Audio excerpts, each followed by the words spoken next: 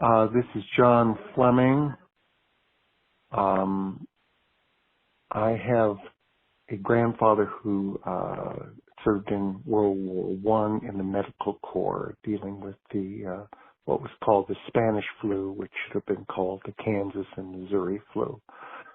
My grandfather, Stephen George Chandler, enlisted in the Army very late in the war, World War One. A small potato farm town in Idaho. They didn't need a draft. They just walked down Main Street with a drum and a flag, and everyone joined. The Army made its whole division into medics. Many of the men were disappointed because they wanted to fight. They quickly changed their minds. George was an ambulance driver on the battlefield in France. He would drive up to the front lines, load up the men who were dying of the flu. They didn't know how to protect the medics, so they filled up his canteen with wine. Being a good Mormon boy from Idaho, it didn't take long before he could barely drive.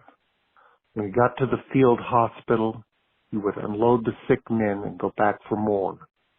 The doctors and nurses were completely confused.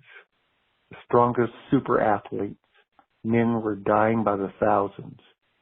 The men who were plagued by allergies and asthma, who normally would not be allowed into the Army, would somehow pull out of it. Grandpa described the flu as, the first 3 days you prayed you would die. It hurt that bad. Then you spent the next 3 days praying you wouldn't die. That was a good sign. Somehow Grandpa survived.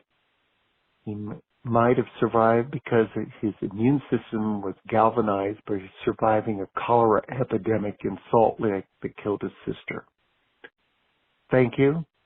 Bye.